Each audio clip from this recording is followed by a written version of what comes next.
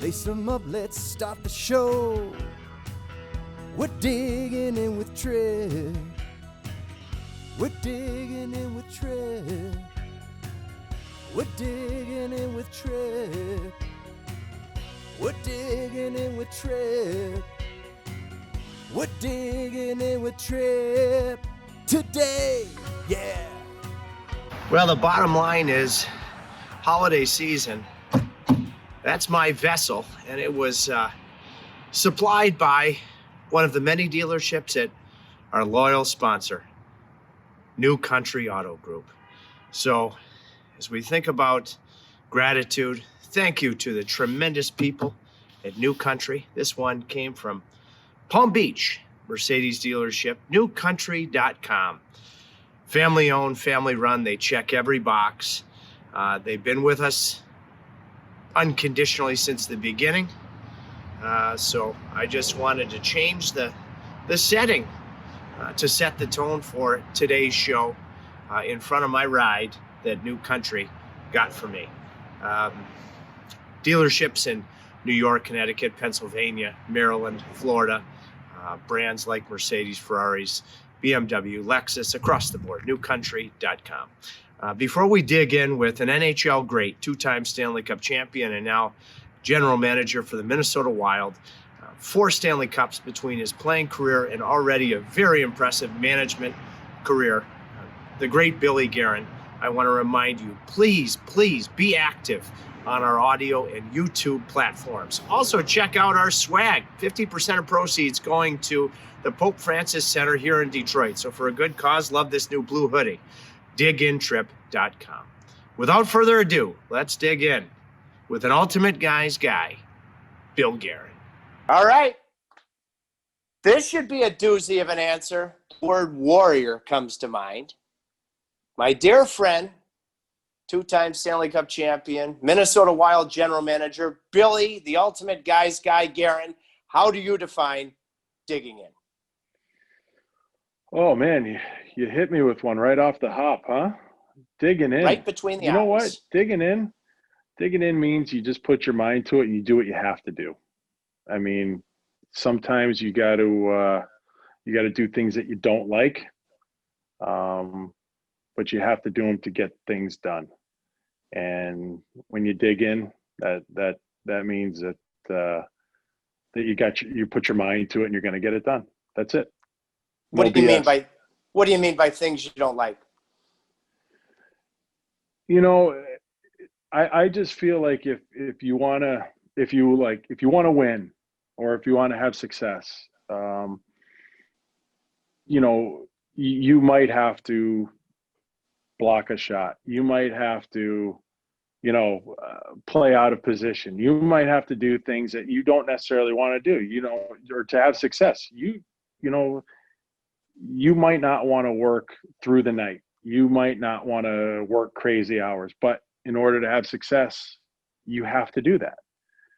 And it's not, it's kind of funny, but like the life that me and a lot of my friends and teammates lived, in the NHL, like I think everybody glamorizes professional sports, and there are a lot of great things about being a professional athlete, but it doesn't come without a ton of sacrifice. There are things that it's just, you got to do things you don't want to do. Sometimes you don't feel like, getting up at, like the crack of dawn for your workout. You think that there are guys that wanted to, play an enforcer role when they used to score goals, or, play on the fourth line, or, just do different things but in order to play, in order to have success, in order to be a part of the team and have a career, they did it. And those are the difference makers. I always think of like a guy like Ian LePerriere. He led the Quebec League in scoring and, figured he wasn't going to do that in the NHL, or he saw, and you know what? He became one of the greatest role players of all time, like and one of the best teammates. And he would fight and block shots and eat pucks with his face. And those are the type guys and the type things that make a difference and make a person successful. And you only get that by really digging in and making it happen. Billy, you've set an early tone in this episode with that answer. Oh, man. Woo! Yeah, set all the right. tone. Set the tone. We're going to be a proactive, not reactive podcast and team here. All right, let's go back to the origin. We're going to get to Minnesota later on because I think you're transforming that very proud franchise, Western Massachusetts. Tell me about what life was like and how quickly you identified an interest in hockey. Oh boy, life was good. I just went on I just turned 50, and I went on a golf. And I went on a golf trip. Yeah. Thanks. I just went on a golf trip with 3 buddies from home, and 3 of us were turning 50, and we were just kind of talking. We're like talking about home and stuff like that. We had it really good. Like, we lived in a great town. Wilbraham, Massachusetts is an awesome town, and we had, I don't know, we just had a great upbringing. You know what? Good parents. My parents were very supportive and, you know, provided us with everything. And we lived a great life in that town. And my going back to the second part, my love for hockey was instant. And I always say, you know, it was my mom that got me started. I had a little bit of energy when I was a young kid, and my mom's from Nicaragua and didn't really know the winter pastimes as well. So a friend of hers just said, "Hey, look, why don't you put him in ice skate? Just take him ice skating or something like that." And she took me ice skating, and then after that, it was like I wanted to go every day. And you know, then eventually they put me in hockey. My parents put me in like an instructional hockey, and it was just, that's all I ever wanted to do. Thank God it worked out, because there was no plan B. But my love for hockey, it was instant. And you know, my dad built me the rink in the backyard, and you know, every night when the Bruins were on, I'd have my stick and tennis ball, and I'd make a net out of the sofa cushions and just goof around watching the game. And it's just what I love to do. It was awesome. Cool stuff. What age were you when your mom first got you going? 3. 3. Yeah, I was 3. Yeah. And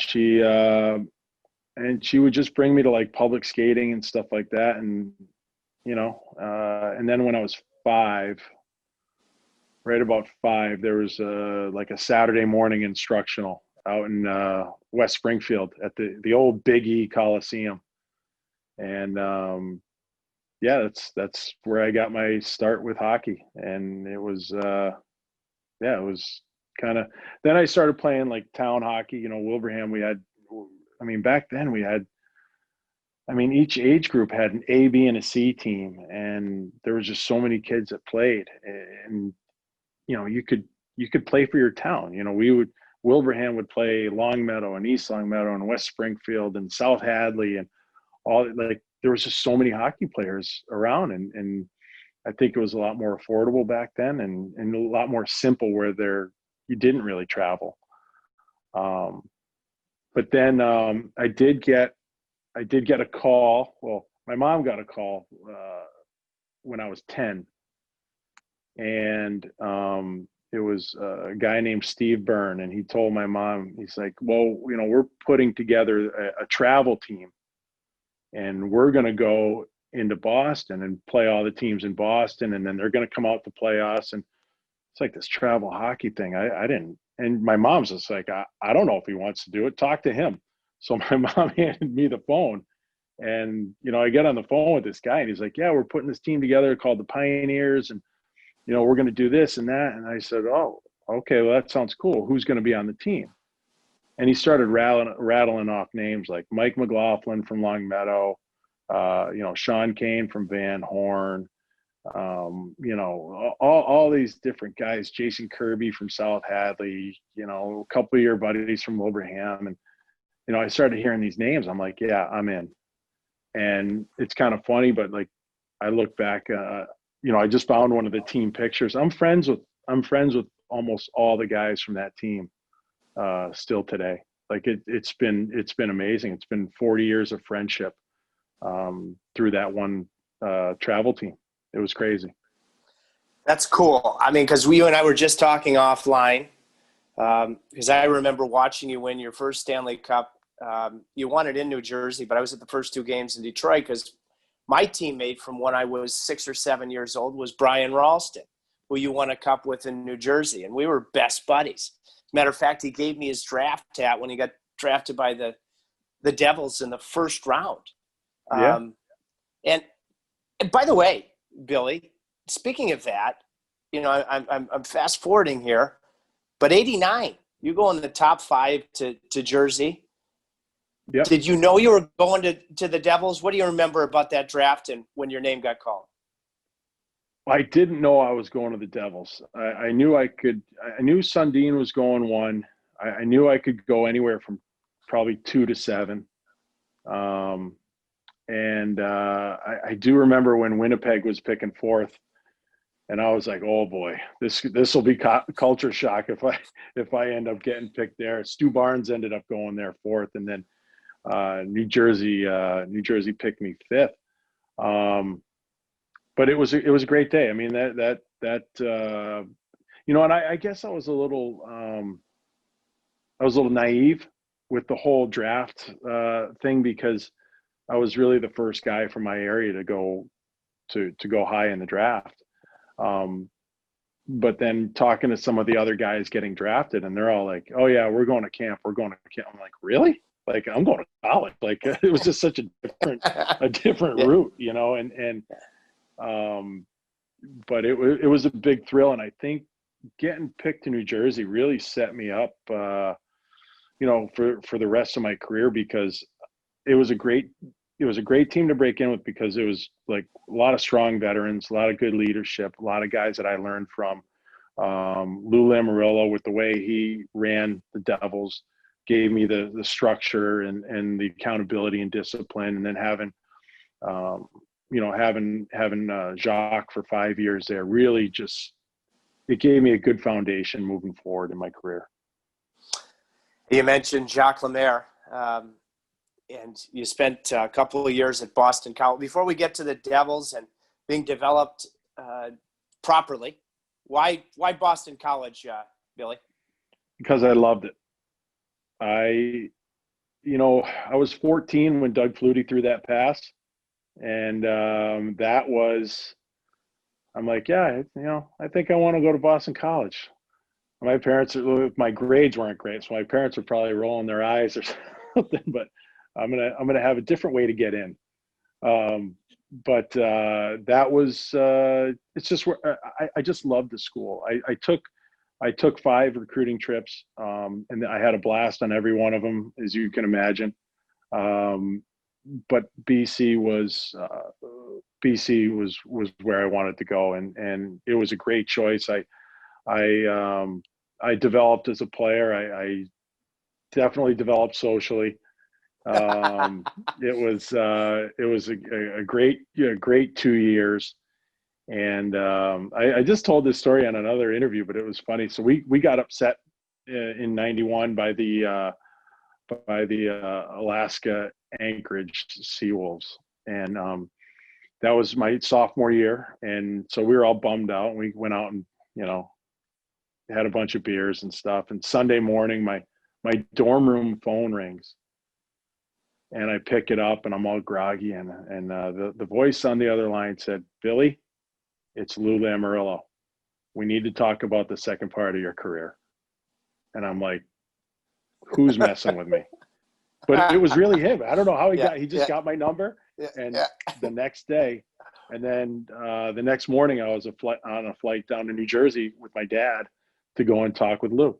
But that's the way my college career ended. But, like, you know what? Bean pots, hockey's, tournaments, just going to Boston College was awesome. Gotta ask you, for those people watching on YouTube, you know, because I'm an angler, Did my alma Yeah. mater, Harvard, come on, they won the national championship in your draft year. Did they throw any chum in the water for Billy Guerin, also known as the ultimate guy's guy? No, Harvard. Well, I'll tell you another funny story. So the indoor track there, Oh, yeah. I used to train there with Teddy Drury. He was my captain. Right. It was donated by Al Gordon. Yeah. So Mr. Gordon was my dad's mentor in the finance business, and so they were very close. And when I was being recruited, Mr. Gordon went to my dad and said, "Bill, does Billy want to go to Harvard?" And he looked at me. He said, "Mr. Gordon, you know what? I appreciate it, but I don't think Harvard's the right fit for Billy." So I think my dad was right. But it was a nice gesture. But no, BC was a good fit for me. Just a fabulous school. The Doug Flutie influence is all world, Billy. Yeah, it was real. Yeah. I mean, that from that point on, that school just took off. Okay, so you get the call from Lou. I'm going to move around here, but I want to stick with New Jersey. Okay, you're now a general manager.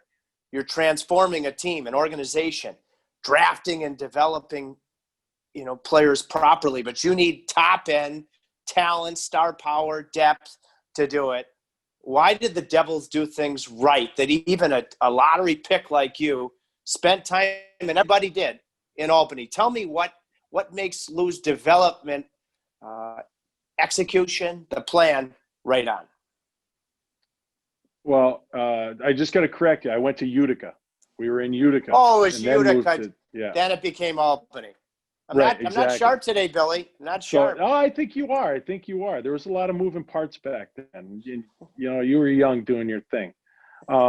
Socializing. But, you know what I think? Lou understood was because he had spent so many years at Providence. I think he understood the age of players my age, and how we needed to still develop, not just as players, but as people, and learn. And you go down to the minors, see what that's like. You learn a ton there. I mean, when that's the first thing, that was my first dose of pro hockey, and on a day-to-day basis, you just learn. You learn by, not just in the games or in the practices, but by being around the guys in the locker room and how hard it is and how good they are. And then on the ice, you get to play a ton. I think Lou understood that development process rather than force feeding, a young kid to the NHL, where it's a man's game. There's no room for boys. You've got to be ready for it. And that's the truth. And I just think he was thinking way ahead of the curve on that. Your memories of and paint a picture for us of your first NHL call up and then your first NHL game. My first NHL call up, I was living with one of my teammates who was a funny guy. I won't tell you his name, but it was funny because there's a guy, Paul Diudo, and he was our team services guy, or kind of ran maybe our president down there. And he was banging on our front door at 5:00 in the morning. And I ran down there, sleeping. I didn't know what the heck was going on. And he said, "Billy, you got called up. You have a flight in an hour. You got to pack a bag real quick." So I ran up and I packed my stuff, and I'm running down the stairs, and my roommate's bedroom door was right next to the stairs. And I poked my head and I go, "Hey, I got called up. I'll call you later, whatever. I'll see you." And I'm halfway down the stairs. He just yelled out to me. He goes, "Hey." And I ran back upstairs. I opened the door. I looked in. I go, "What?" He goes, "You're going to Chicago and Winnipeg. You're staying at the Drake Hotel in Chicago. Bring back some TP and some towels." I thought he was going to tell you to put on some clothes. I'm picturing your runner. He's telling me to steal toilet paper and towels to bring it back to our house here. I'm like, all right, forget it. But then, so I get called up. I remember walking into the practice rink. Tommy Albaline brought me in, and I just started meeting guys, and guys were just awesome to me right away. And I remember Scotty Stevens coming over, and he like shook my hand, and I have pretty big hands, and Scotty's like hand devoured mine. I'm like, oh my God, I'm glad I'm on his team.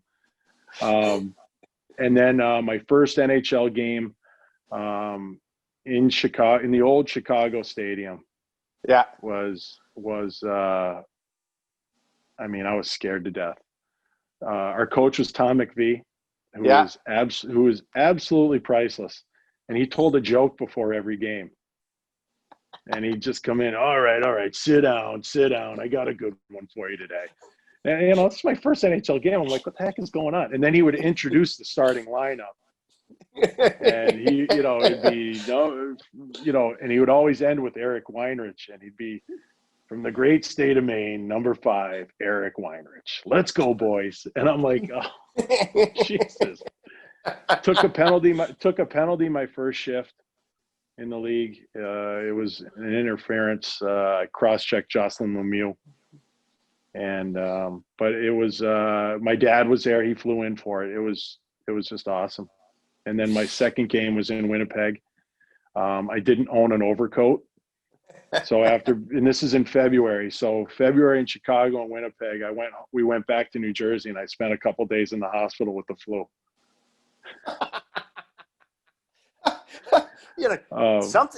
He's from Connecticut, but not far from you. When Ron Hainsey was a Hurricane, he never wore an overcoat. I don't care if it was record low temperatures in Edmonton. Something about your habitat. I've known Ronnie Springfield Indians. Yeah. It's the Picks, and I taught Ronnie in hockey school when he was like 10 or 8 or something. And Ronnie's not going to do much the traditional way. No, he's on his own plan. Yeah. Great guy. When did the first goal? You got the flu. You come back from Chicago and Winnipeg. When did you finally find the back of the net? So it's kind of interesting. So I played 5 regular season games that year. I didn't score a goal. We went into the playoffs, and we were playing the Rangers. I was a healthy scratch the first game, but Tommy McVie told me to be ready because somebody got hurt, and he's like, you could be in, kid. I'm like, okay. So next thing you know, I'm in game 2, and I played 2 through 7. But my first goal was in Madison Square Garden against John Van Beesbrook, 2-on-1. I opened up and took a slap shot. Who does that nowadays? Nobody does that. You don't have time to do that nowadays. But I don't know where this came, but somebody just told me, well, it's in the playoffs, so it's not really your first NHL goal. Huh. And I had 3. I had 3 in the series. But then we started the next year, and I scored early in the year in Hartford against Frank Pietrangelo, and that's the puck I have as my first NHL goal. So I don't know if it was really my first or my fourth. So, gosh, but that's what they were telling me, so I bought it. You're just bringing back memories. My last pro game, because I made the screw up because of thinking that that time the Devils' American League affiliate was Albany. It was Utica. Then it became Albany. My last pro game playing for New Haven, I took the loss against Frank Pietrangelo in Albany. Yeah. Boy, I couldn't stop a beach ball, Billy. Speaking the of man guys with 3 first names, Frank Pietrangelo. Oh, all right. So now you have a team that ends up winning the Stanley Cup. Tell me about what made that New Jersey Hockey Club. You mentioned the veterans earlier, such a special group. Yeah, and those guys are still guys that I look up to, and I idolize those guys still. And it's funny whenever we've gotten together for reunions or whatever, we all just kind of fall back into our roles. Bruce Driver's the old responsible guy of the whole group. He's kind of organizing everything. And, I've got to run around and get guys coffee and tape and do all my stuff. And we just fall right back into it, and same jokes get funnier and funnier. And, but I was lucky. And the biggest thing was that when Lou brought in Jacques, so Lou had the way he ran things, he brought Jacques in, and Jacques had an idea of what of how he saw the game being played and how he wanted us to play. But the big thing is that the leadership, Scotty Stevens, Bruce Driver, Kenny Danico, John McClain, these are the guys that have been around forever. They bought into it. So we all had to buy into it. It came from the top down, and it all became about the team. We knew, like you talk about digging in, and, we dug in every night, and we played this system to a T. Yeah. A lot of people, most people look at the system and how stifling we were. But you have to remember, we had Johnny Mack, 340 goal seasons. Stefan Richer had 250-goal seasons. Claude Lemieux had 40-goal seasons. We had Scotty Stevens had 85 points one year. Like, we had guys that put up numbers. We just played. We made it such a dedicated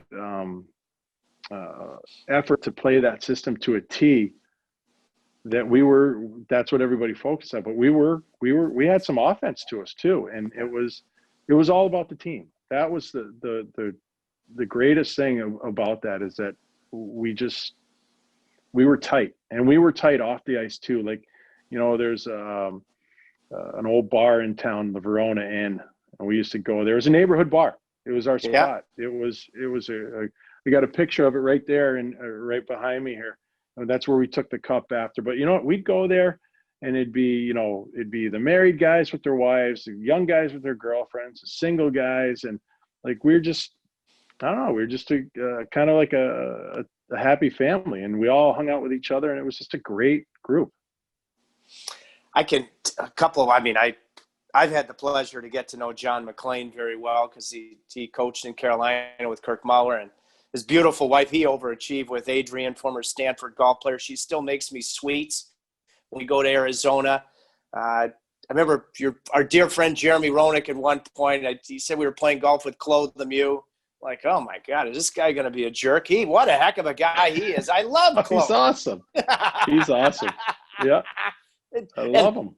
And Kenny Danico, my gosh, broadcast brethren. I mean, what a group. So I came to the first two games in Detroit, Billy, in Detroit, Hall of Fame laden team. You only played two games in Detroit because you swept them. So I'm at Harvard at the time. So I'm there. I'm watching the game. What was it like in the locker room, in these big games? Because I get the feeling that you were a focused yet loose crew, and I know where that locker room, was at Joe Louis Arena. What was it like? This is the Stanley Cup Finals. Any particular good stories in the room in games 1 or 2? Not really. We were a pretty confident group, and we knew. I think we were really the only ones that knew how good we were. Detroit had, they had Hall of Famer after Hall of Famer. I mean, they were stacked. But we were really confident, and we had a calmness about us. Dano would always say something that would make everybody laugh. Like, he was a bag of nerves all the time, walking around and flexing in the mirror and things like that, and like he was one guy that you would laugh at. But the crew was pretty even keeled, and we just went out and did our thing. You got Scotty Niedermayer sitting over in the corner. He's quiet as a church mouse, and one of the greatest players to ever play, and he just there wasn't a drop of sweat on him after the game, and he's just Marty's super confident as a young guy too. It was just nothing bothered him. But you know what? We had some fire too. Like, we were a tough team. Oh yeah. We had a lot of guys that could fight. I was so protected because we'd look at the other team's rosters before the games, and I'm like, oh, okay, I'm like number 8 on the list. Like I'm good. Like they don't have that many guys. But we were, I would say we were just a really confident, even keeled team, and just we took it business-like. Yeah. I actually just looked at a bunch of your fights. I'm going to get to those in a little bit. Tough as nails, Billy G. Marty Brodeur was young like you then, and I have had the chance to talk to him just randomly before big games, during his career. Just dug in with Mark Recchi, who I could talk about anything with. You were the same way when you played. Marty Brodeur, could it be before Game 7 of a Stanley Cup, or they're the Stanley Cup against Detroit, 10 minutes before warm-ups, a lot of goalies get their gear on early, and you could be talking to him about absolutely anything other than hockey? Yeah, he was just laid back, and he was just, yeah, we got it, I don't know. Hey, Marty, heard you had car trouble. Yeah, I had car trouble. Yep. All right, let's go out. It was just kind of like that. And he was just, I think that's one of the things that made him great. And because when you look back and your goalie is like that, it gives you confidence. And you're just like, oh man, this guy's cool as a cucumber. We got nothing to worry about. And he was just great like that. Like it just, outside of his play, just the confidence that he kind of gave off was special. What was Scotty Stevens like between periods, with the intensity he played with on the ice? Didn't say much. Didn't say anything, really. But you could, when the switch flipped, you knew something was coming. And Scotty's just like, he's just a man among men. Like guys would try to run him. He'd move the puck and he'd brace, and it was like nothing. And then, if he had his sight set on you, like, yeah, he was going to lower the boom on you. But never a guy for, many words during a game. I actually rode to the rink with Scott for a couple of years to the games. And I'd have to pick him up, and driving to the games, I was kind of nervous. I'd be driving, I'd kind of like look over, like, and he'd just be staring straight ahead, like there'd be like no look in his eyes, and he was an intense guy. He had a little wood shop in his garage too, where he would kind of like work on his, it was back in the two-piece sticks. And I remember he'd come out for practice and he'd have like 2 or 3 new sticks that he had 2 blades or 3 blades that he had just worked on and whatever. And I remember cutting one of them before practice, like, right. And he took one shot and it went flying. And I nobody knew that I did it, but I almost ran and hid. Like, he was so mad. You just didn't want to mess with his sticks. But he was great. He was awesome. I've always found him to be just a superb human being. Oh yeah. Yeah, very proud. One of his kids went to Harvard. I remember, he and I were Ryan talking about played lacrosse there. Yeah. Oh, Scotty would sit in a tree stand all day and all night, and then go home and enjoy like a really, really nice bottle of wine. Yeah. Like he was, like I said, he had that switch. Yeah. Speaking of switches, because I have found Lou over the years, the Hurricanes have had a ton of playoff series against New Jersey. That's when you really get to know a team. Lou is, he gets this reputation because the broadcasters, Billy, don't go on the plane. He gives you, from a media standpoint, everything you would want and then some. He just does it his own way. I'm a huge fan of Lou's. Now, when you won the Cup, I'm not going to ask you if you let his hair down because he doesn't have any hair. But when you won the Cup, what's Lou like after you win the Cup? Does he turn the switch and allow himself to enjoy it for a few days? Oh, absolutely. Yeah, I mean, you know what? Lou is he's got this saying, we don't have a lot of rules, but the rules we have, we follow. And I've used that in getting to where I am now. And it's something that I really believe in it. And yeah, there were not a lot of rules with the Devils, but the ones that we had, we followed. And if you didn't follow them, you were out. And I think that's why he's had so much success, is that there's accountability. There's structure, there's discipline. But the one thing about Lou, and you said, like, you get everything you need from him because he's a very giving person too, and loyal. And look at, I know if I needed anything, that I could count on him. I could call him, and I could count on his friendship. And now being in the position I am now, he's become a mentor to me. And if I have questions on certain things, I've picked up the phone and talked to him, and the next thing you know, 45 minutes or an hour has gone by.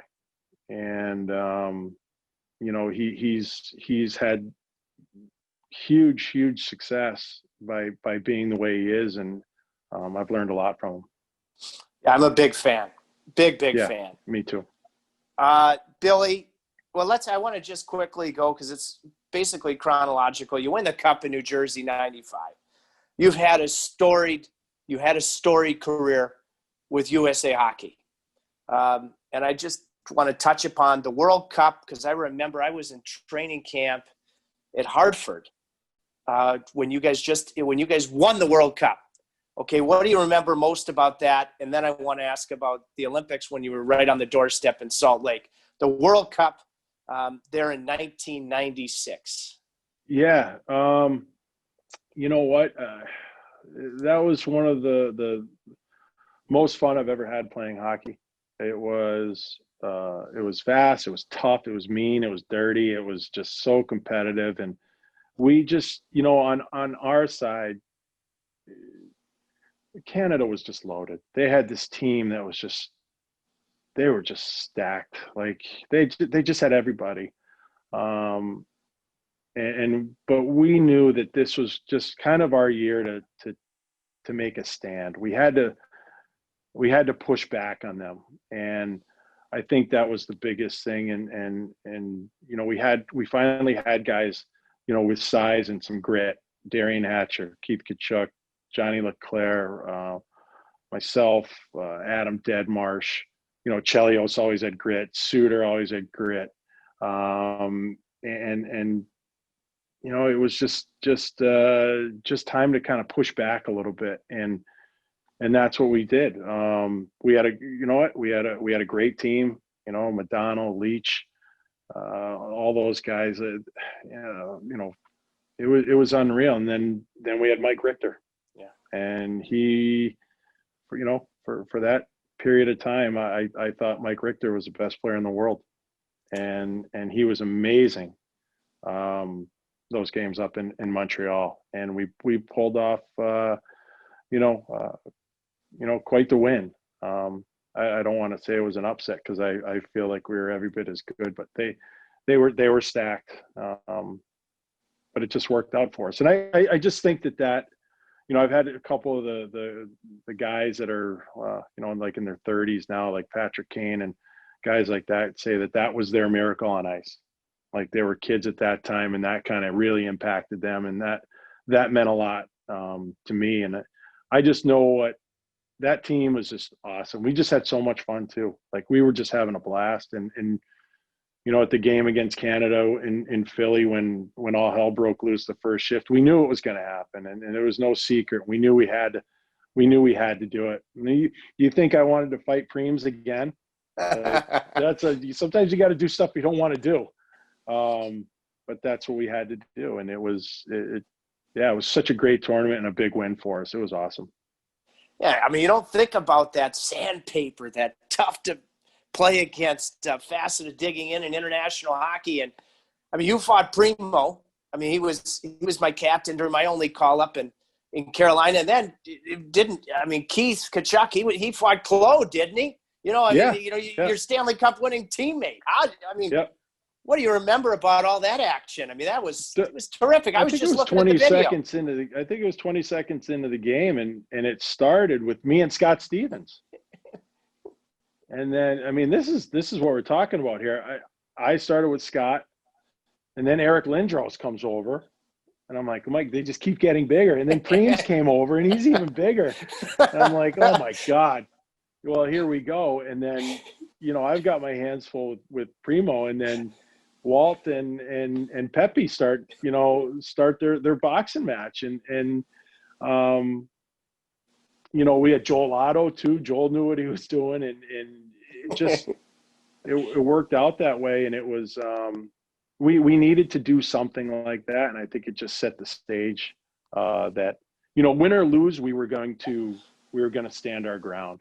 What a moment for USA Hockey. Billy, you now go on, and you continue your outstanding career with a variety of teams. I get the job in '98 in Carolina. I mean, you were a beast in Dallas. You were a beast in Edmonton. The Boston Bruins. You grew up a Boston Bruins fan. And you end up winning, we'll get to it, a Stanley Cup later in your career, your second. Which of the teams that you were on, when you look back, was the closest to winning, had you won a third? Wow. And that's why it's so precious, because you can be a great team on paper, but you really have to go through the process, and things just have to line up. You have to be healthy, you have to be good, you have to be lucky, all those things. I think the team in Dallas was probably the best team that I was on that didn't win. We had, we had a lot of pieces, and it was, we had obviously Modano, Zuboff, Yuri Lettinen, Daryl Sador, Darian Hatcher, Richard Matvechuk, young Brendan Morrow, Jason Arnott, Pierre Turgeon. We had a stacked team, and that was the year Kirky Muller was on that team. We ran into the Anaheim Mighty Ducks and J.S. Giguère, and he was unbelievable and took them to the finals. And so I think that was probably the best team I was on that didn't win. The other team, my second year in Boston, we were the first team in the first seed in the East, and ended up losing to Montreal in the first round, and that was a big disappointment too.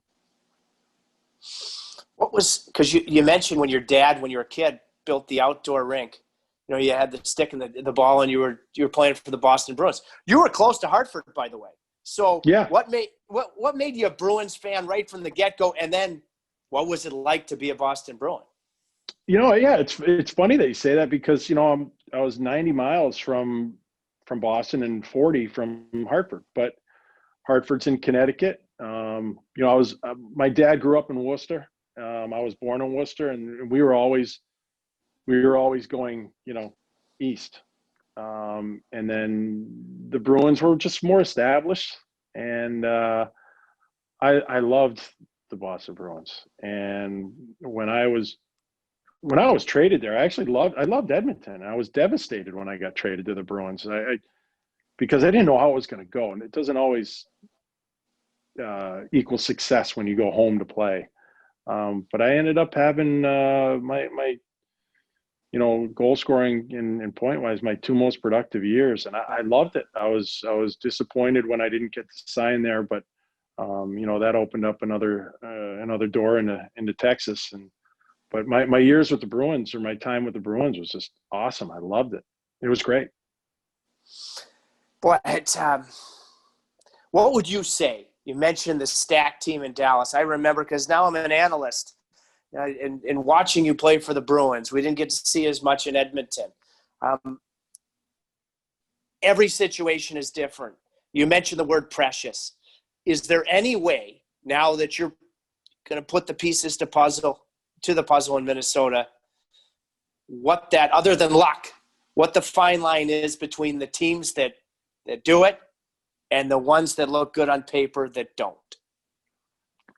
Well, I think I think culture and chemistry have a lot to do with it. Execution, actually, when you get in the game. I think a lot of it really does have to timing. You have to hit stride at the right time, and you have to be healthy. You know, there's just so many things that go into winning that have to line up, and it only really lines up for one team. You know, what could have, I don't know if our team in Dallas was kind of, I don't know if we were kind of clicking on all cylinders, together, but, you have to give the other team credit too. Like they're also trying to win, and they have our team was pretty high powered offense, and they had a plan against us. As much as we had a plan against them, they also had one against us.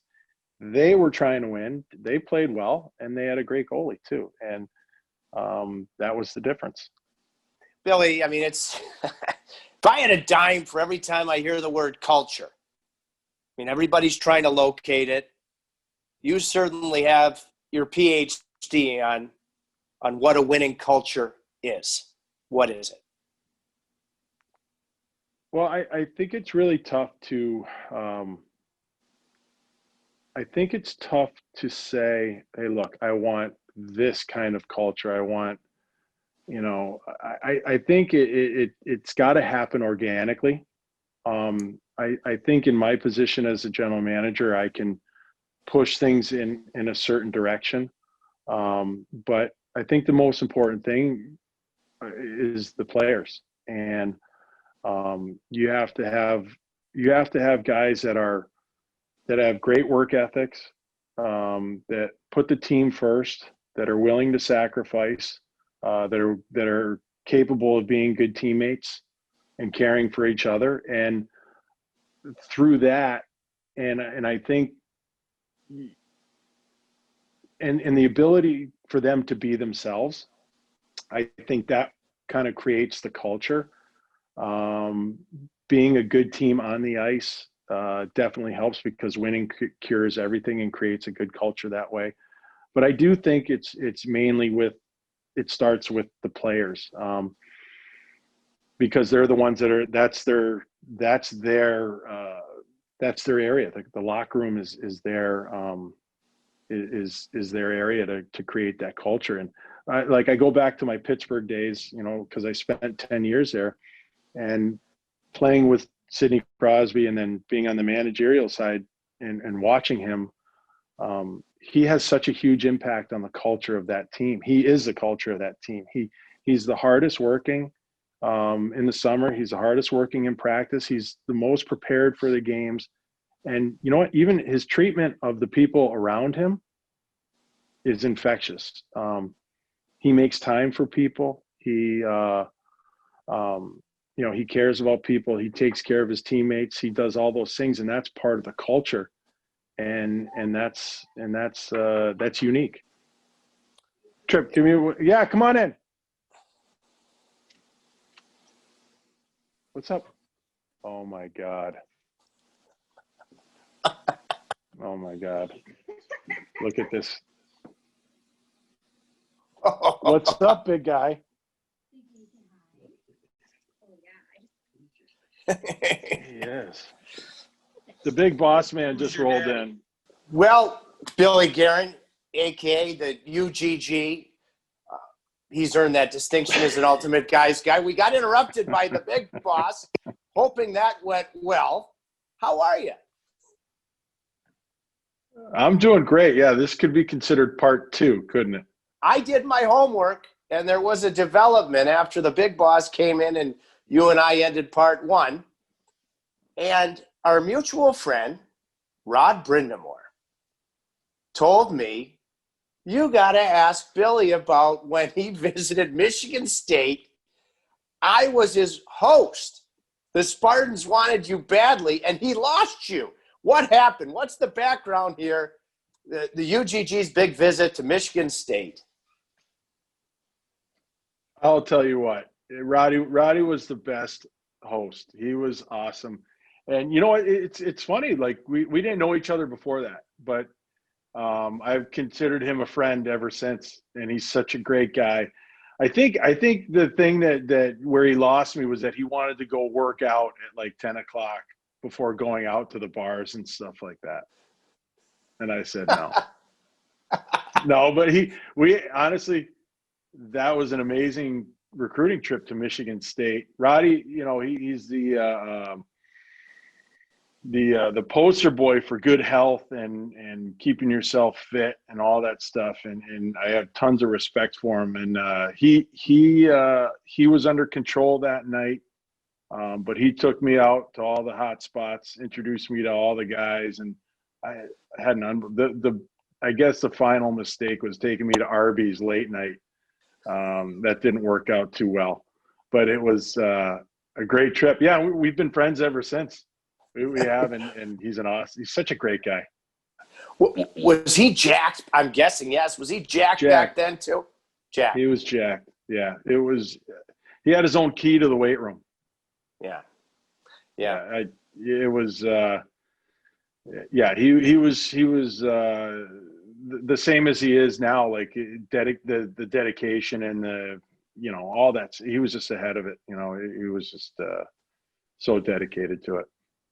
You know, if I was him, Billy, I wouldn't do it myself because then you'd look cocky and self-absorbed. But I'd probably pay someone to just somehow, some way, come over and rip my shirt off at the bar. You know, yeah. Just if I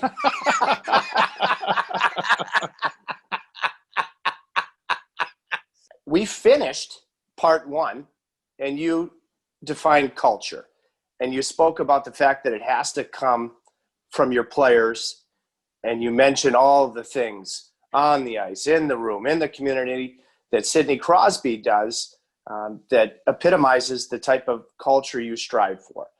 At what point did you recognize that getting traded to Pittsburgh was a possibility? And what was it like when you first arrived on the scene?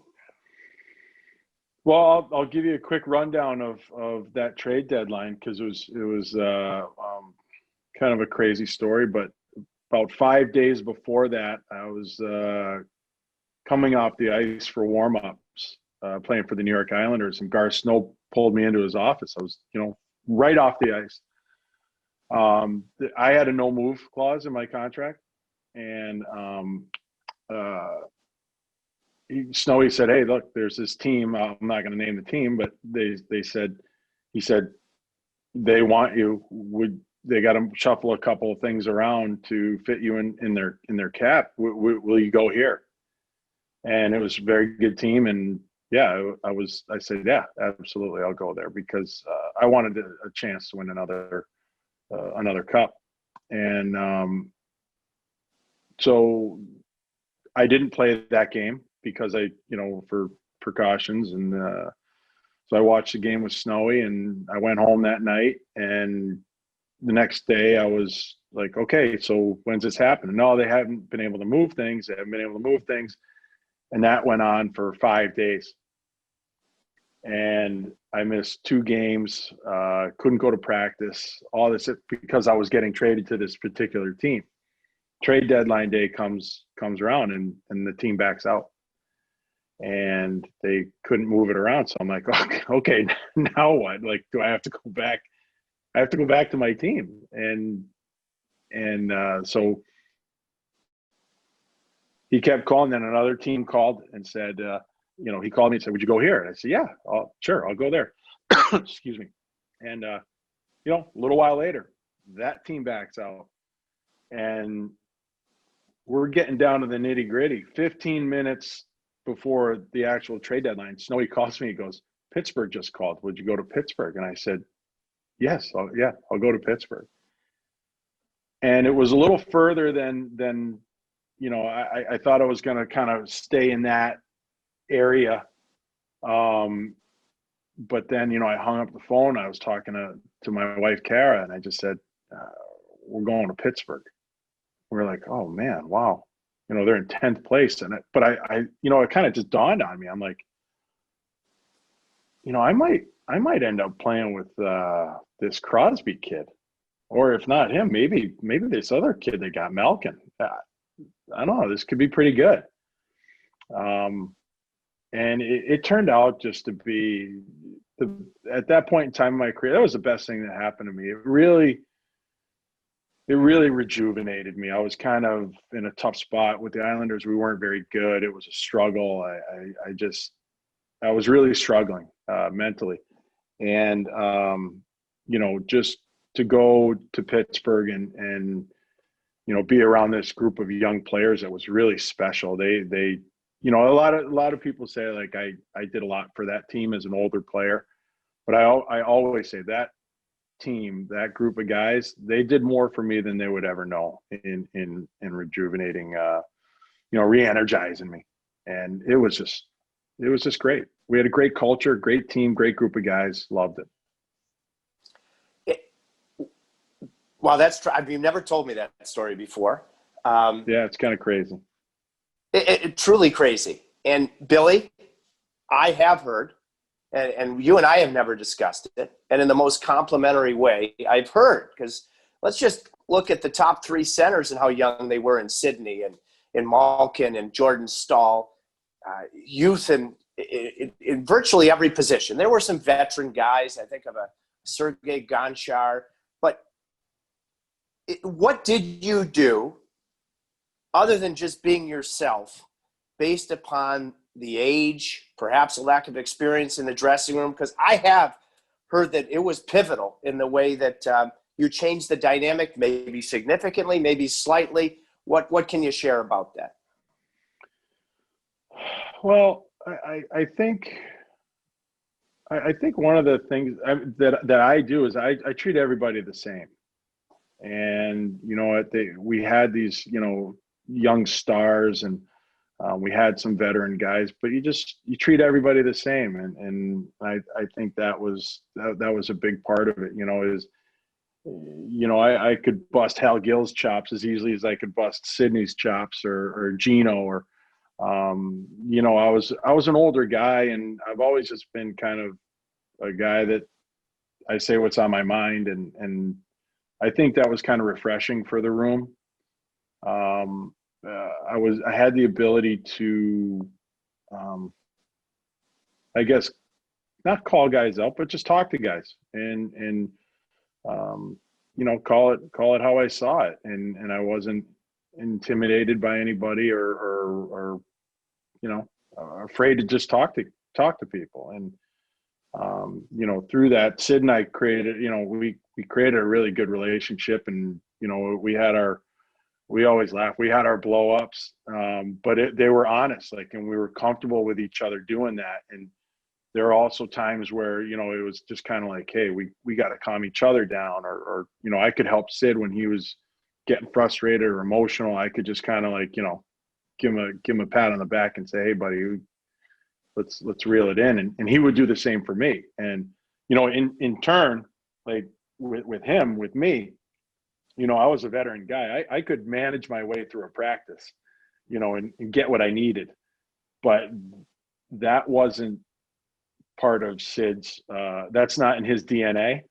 So every time I stepped on the ice for practice, he was holding my hand to the fire. It's like, no cutting corners here. We're doing it the right way, Billy. We got to move. Come on, let's skate. Let's go.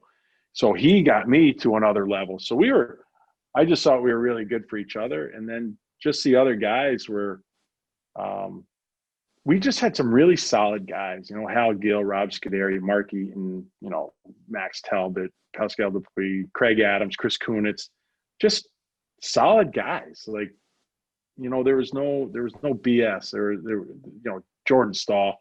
I mean, it doesn't get much better. I was sitting on the plane one day, and I think Jordan was 20. And Hal Gill and I were sitting together, and he looked over at Jordan. He pointed at him. He goes, "You see that kid over there?"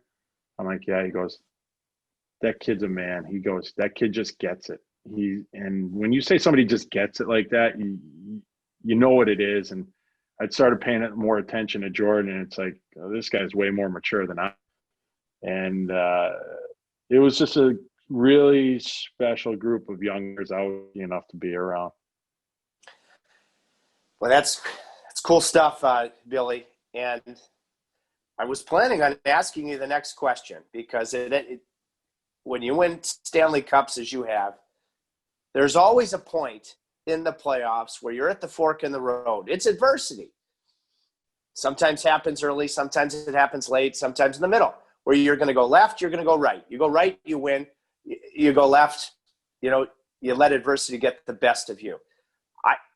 I just thought about Jordan Staal, I think, scoring a shorthanded goal in one of your home wins against Detroit. And I thought that was a big-time moment.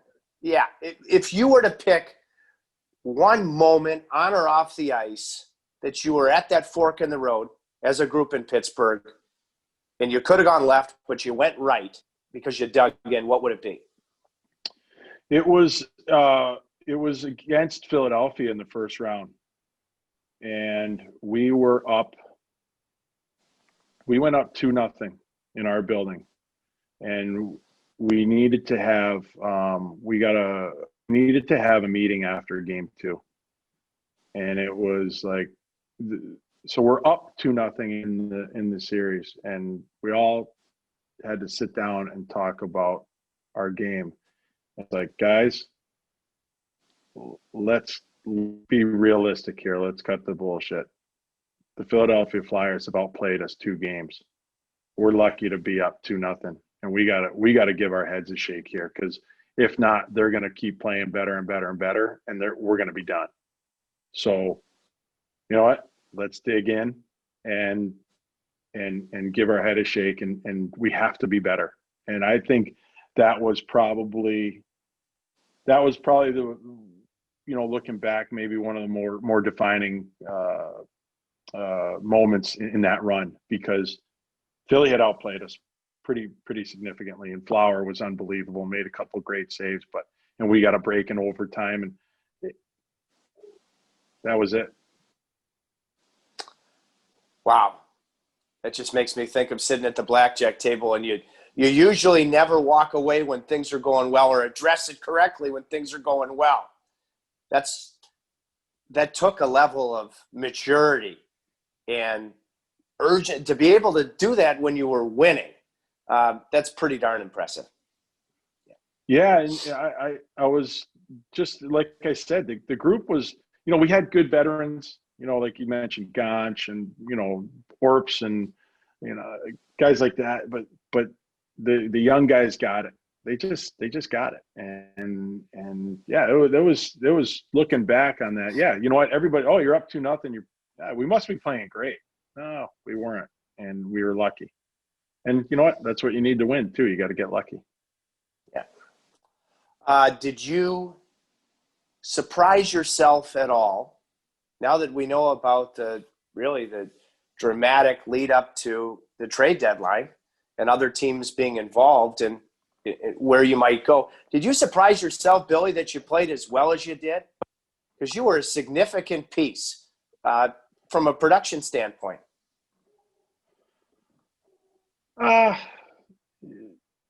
You know what? I guess I've always been a pretty confident guy. I knew I could still play at that age. I was happy to be contributing, on the offensive side of it. I knew I had to be ready at all times. I had to be ready playing with these guys, and there was the potential, to do that. And I was lucky enough to be a contributor.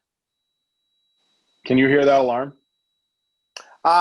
You can barely hear it, Billy. I thought it was the NHL Situation Room from Toronto.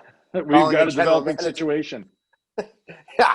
I think they were calling to say, okay, we've just awarded you a goal that initially was overruled. I think we can keep going. Let's bring in our producer, Adam the Admiral Holtzman. He's our tech man. Admiral, can we keep going, Billy and I? Yeah, keep going.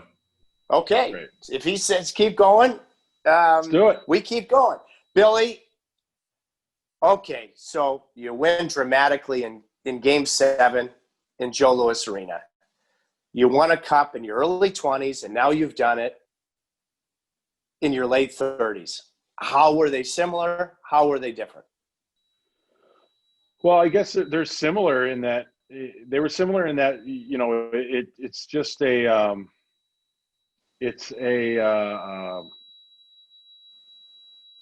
undescribable feeling of just pride, joy, your whole, this is why we play, this is what we work for, and it all kind of gets wrapped up in this one trophy, and that feeling is just, it's you cannot describe it. And so the pure joy is just incredible. A lot of work goes into it, a lot of sacrifice by each and every guy. So you just, the you know, so rewarding.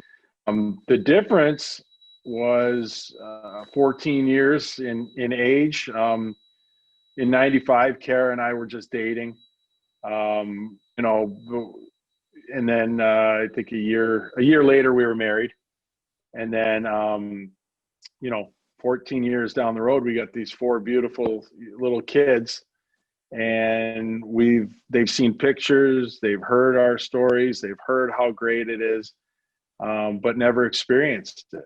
And to have them on the ice with us after the game and to be able to finally say, guys, this is why we do what we do. This is why you've moved 8 times. This is why you've had to like go to different schools and all this stuff, because you know what, this is what it's all about. And they got to share in that joy and that emotion, and just having them a part of it is a big difference. And it was just such a great experience to be able to share that with them. And you know, when we had our day with the cup, we brought the cup back to Long Island, and you know, you have it for all day. So we let the kids have a party during the day before the adults got after it at night. But yeah, we rented out a little restaurant for them, and they had all their friends from school and stuff, and they were a big part of it. That's spectacular, partner.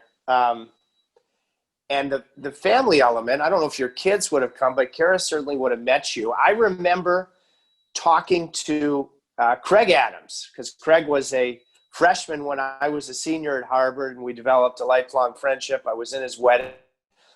His father-in-law, I won't get into it now, but God rest his soul, he literally saved my brother's life when my brother got himself in a jam accused of espionage in a Venezuelan prison. Okay. Yeah, I remember that. Yeah. So I texted Adsy, and because when the Hurricanes won and he was on that team, it was at home.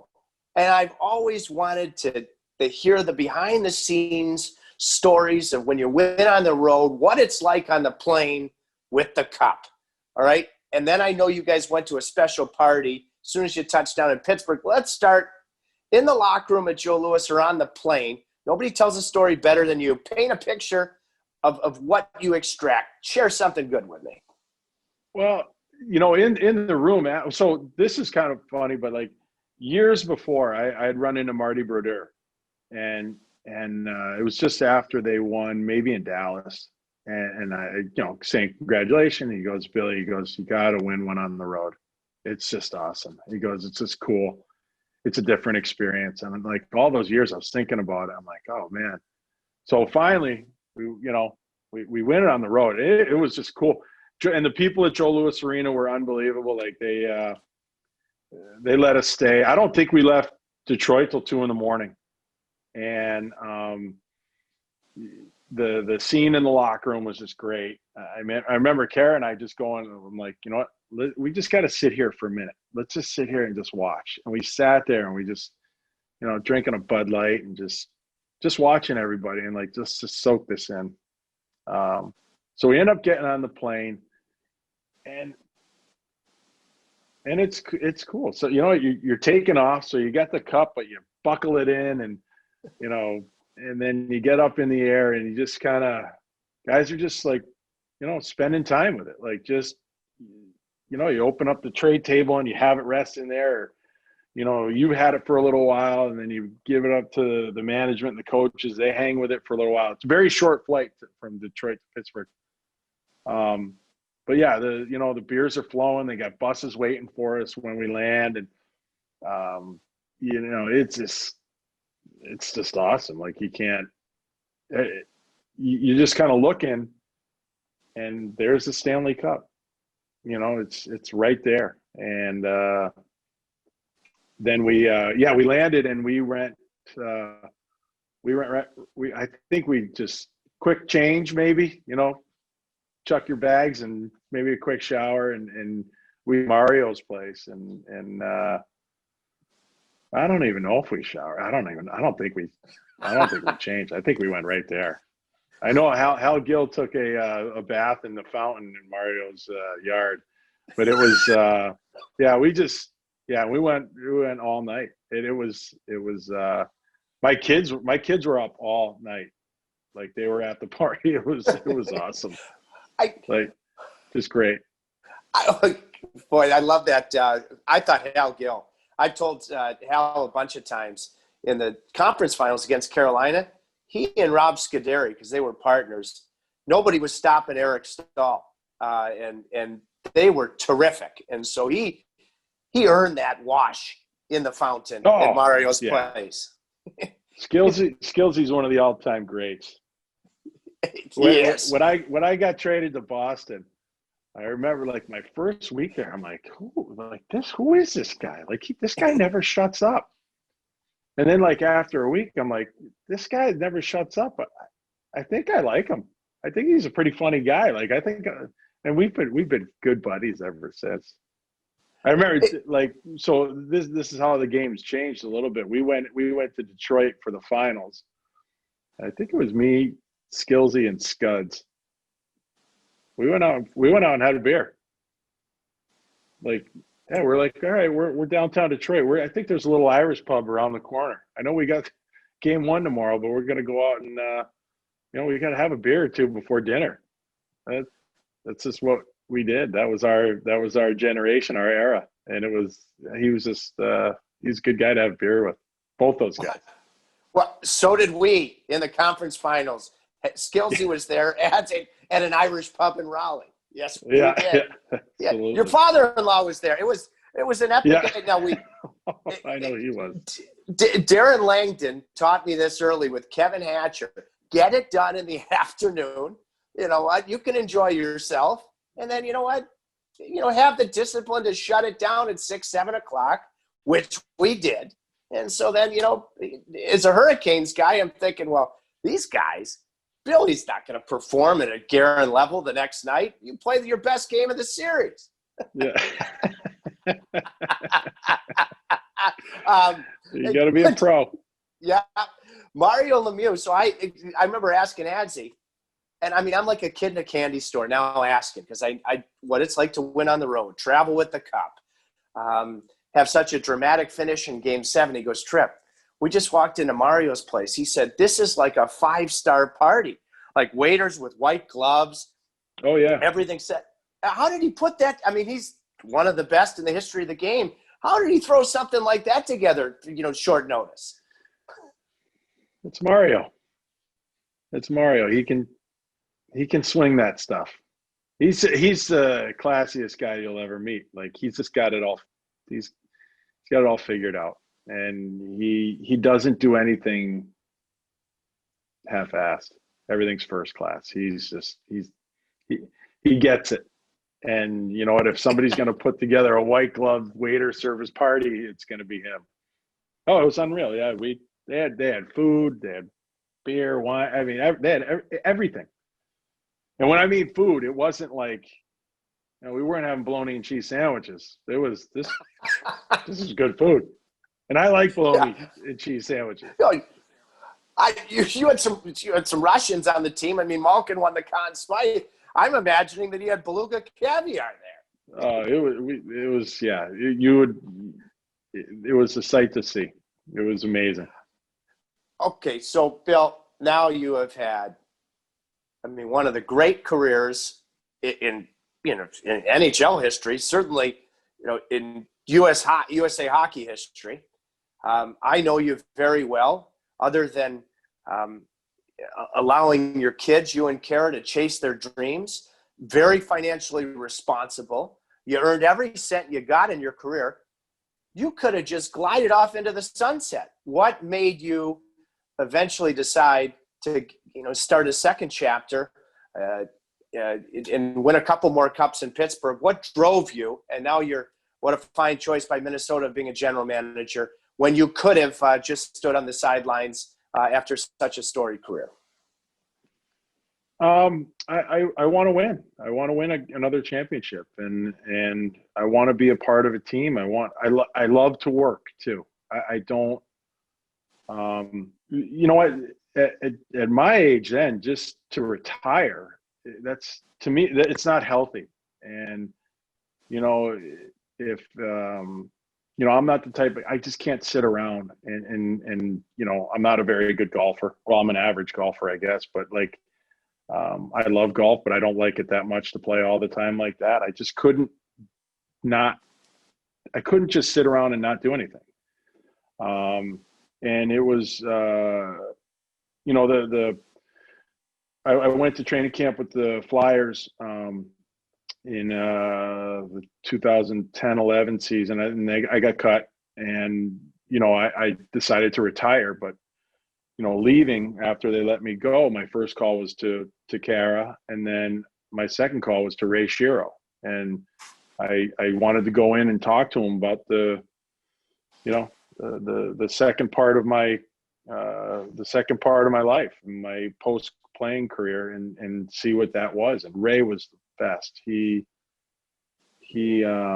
gave me great advice. They might have said it in part one, but his biggest fear was a former player that wants a title, a paycheck, and an office, and doesn't want to work.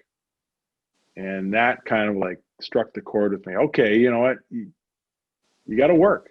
You got to work at this job. And so I started following Tommy Fitzgerald around and trying to get the lay of the land. And there's a natural draw to coaching, I think, for a player, because that's as close as you get to the action. But as I moved along, I'm like, I had it in the back of my head that I wanted to be a GM. And that just the player development coach role for me was great because I was involved. Ray involved me in pro meetings, amateur scout meetings, a draft, trade deadline, free agency. He exposed me to everything. And that really, okay, this is what I want to do. And I just don't think there are no shortcuts in this business, and I wanted to do it the right way. I wanted to start at a low level that I could see everything moving up. I wanted to go to the places that I had heard all the scouts talking about. I wanted to experience the travel, the going to junior rinks, finding my way around. It's pretty tough finding your way into some of these rinks when you don't know what the heck you're doing. So you had to just all these great experiences that I never had. So I feel that I feel like that gave me a good foundation, because now being the general manager, I can understand when a scout was talking about his travels or what he's seeing in games, or player development guys, what they're going through. I can understand that because I've done it. And I think most GMs have. And it just, I think it prepares you more for this spot. But the drive to win and be part of a team and create a culture and create a work environment for people is really a driving force for me. And people have asked me what I enjoy about it the most. And the one thing I really, really love about this job is that I create the atmosphere for the people that work for us, and a good work environment where they feel supported and empowered, and all these things. It's a team effort. And that's one of the things that I love most about the job. Quick. I'll land the plane quickly. Editorial here, digging in editorial, because I get a chance to express as your friend, because you and I first hit it off at Busch Stadium, really, in 2006, Dougie Waite's Stanley Cup party. and you rolled in. I think we were like home plate, and you had me from hello. I mean, it's like we knew each other for 10 years. I remember we were, and then that extended into a fabulous party that he and his wife, Alessandro, as I call her, threw in, gosh, Joe Buck's house, the whole thing. But that's when you and I really, That was good. and so That was a good one. It was a doozy. We dug in. But Billy, a girl that I know very well, Brazilian, met her in New York, and she screws up and she tries to say the Hamptons. She says the Humptons, because English is her second language. You could have, with your career, you could have just had your ice cold beer in the Humptons and just cruised. And not only did you decide to do this, I can't tell you how many times I've admired, whether seeing you at an NHL game where you've scouted 4 games in the last 3.5 days in different spots. I mean, you have been boots on the ground. So that's my editorial of how much as your friend, it's impressed me when you could be, just having your foie gras in the Humptons. Thank you. I hope you don't like foie gras. I think it's disgusting. But Billy, now I did it once for a French girl, the things you do for women. Minnesota. Minnesota, as I digress. Not digress with the foie gras and the French girl. Not Minnesota.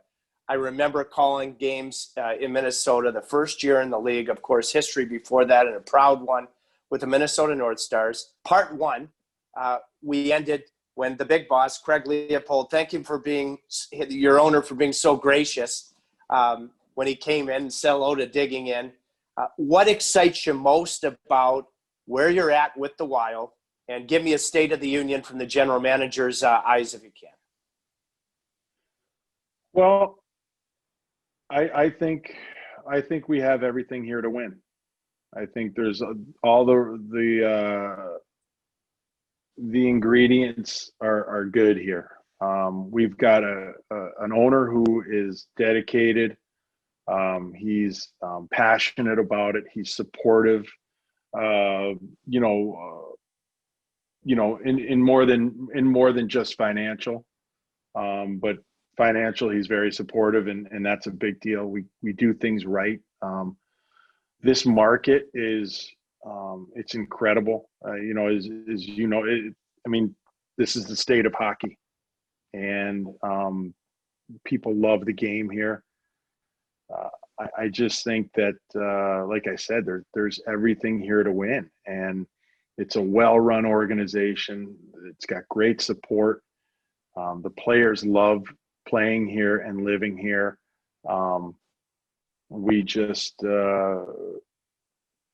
There's no excuses for us not to be contending, and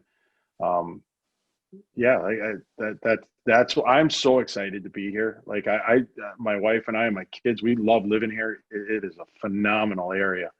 And I've been here a million times, growing up, doing all the USA hockey stuff out here, coming here through the NHL years, scouting a million games here. You think a place, but then you move there and we just keep finding out more and more about it. And it's just awesome. And the support we get with the Wild it's just great. Like I said, there's so much good going on here. It gets me excited. I love it. What's the hardest part of being a general manager when you have to make hard decisions sometimes? Yeah, you do. And there are 2 things that come to mind when you ask me that question. And one is telling guys when they've been traded. But on the flip side of that, I've been traded a million times, and I know that they'll come out okay on the other side. So you have to approach that business-like and just kind of rip the Band-Aid off. But it is tough because you're turning their life upside down. And the other part would be the patience. And we're really trying to build something different here in Minnesota. I'm trying to implement what I feel will work and my ideas, and it takes time, and it just doesn't happen overnight. You can't just snap your fingers and have everything changed. You can't make a trade overnight. You can't change a culture overnight. So the patience part of it can be difficult at times. But you have to trust in what you're doing and remain patient, not do anything knee-jerk. Well, hang on. Actually, was that your dog barking? Because you know what your dog's saying? You know what, Billy? You live up to the Mark Twain line. You don't have to have a good memory when you tell the truth. That's what that bark is for. Exactly. That's Amigo. He's barking. He wants into the office. Right. Amigo knows you're a good amigo, and keep barking. Yeah, all right, partner. Absolutely. I'll talk to you soon. Thanks, buddy. I appreciate it. Well, that was great, Billy. You set the bar high, and you jumped over that bar like you were trying to compete for a spot in the United States Olympic team competing in the high jump. And you cleared the bar by a significant margin. Thank you so much to the great Bill Guerin. Thank you, as always, to New Country Auto Group. I think the most elite automotive group, with all of their dealerships, with all of their tremendous automotive brands, New York, Connecticut, Pennsylvania, Maryland, Florida. I got this ride in West Palm Beach, the great Mercedes dealership there. newcountry.com. Want to continue to really encourage you to reach out with all of your feedback, anything good, positive, indifferent, just so we know where you stand on our audio and YouTube platforms. And with the proceeds, 50% going to the Pope Francis Center right down the road from here, people that need it most. Please check out digintrip.com.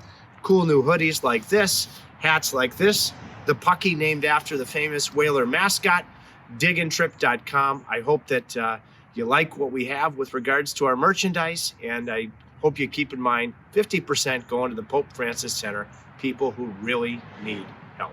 Until the next time, keep digging in, and know when you look in the mirror, you'll know the answer. Is it true? Is there room to grow with regards to just pounding your shovel into the ground that much more, digging in with that much more of a purpose? Until the next time. We're digging in with Trip today, yeah. Today, yeah. Today, yeah. Today.